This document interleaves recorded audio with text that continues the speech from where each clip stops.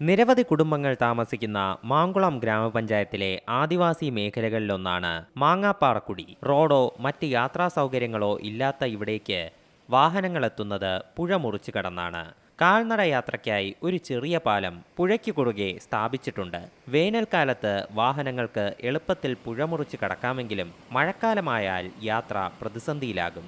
ഈ സാഹചര്യത്തിലാണ് വാഹനഗതാഗതം സാധ്യമാകും വിധം പുഴയ്ക്ക് കുറുകെ പാലം നിർമ്മിക്കണമെന്ന ആവശ്യമുയരുന്നത്.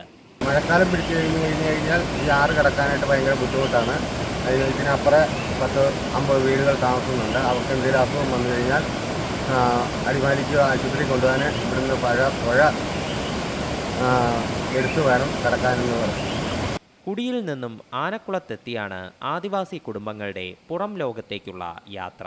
ആനക്കുളത്തു നിന്നും പരിമിതമായ യാത്രാ സൗകര്യമേ മാങ്ങാപ്പാറയിലേക്കുള്ളൂ. മഴക്കാലത്താണ് പാലമില്ലാത്തതിൻ്റെ കുറവ് ആദിവാസി കുടുംബങ്ങളെ ഏറ്റവും കൂടുതൽ പ്രതിസന്ധിയിലാക്കുന്നത്. മഴ കനത്താൽ കുട്ടികളുടെ സ്കൂൾ യാത്രയും ആശുപത്രിയിലെത്താനുള്ള രോഗികളുടെ യാത്രയുമൊക്കെ ക്ലേശകരമാകും. ഇതിൽ അടിയന്തരമായി നടപടി സ്വീകരിക്കണമെന്ന് നിരവധി തവണ ആവശ്യപ്പെട്ടിട്ടും അധികൃതർ മൗനം തുടരുകയാണെന്നാണ് പരാതി. സീ മലയാളം ന്യൂസ്, ഇടുക്കി. പുതിയ വാർത്തകളും വിശേഷങ്ങളും ഇനി വിരൽ തുമ്പിൽ. എല്ലാ ഡിജിറ്റൽ പ്ലാറ്റ്ഫോമുകളിലും ഇപ്പോൾ സീ മലയാളം ന്യൂസ് ലഭ്യം.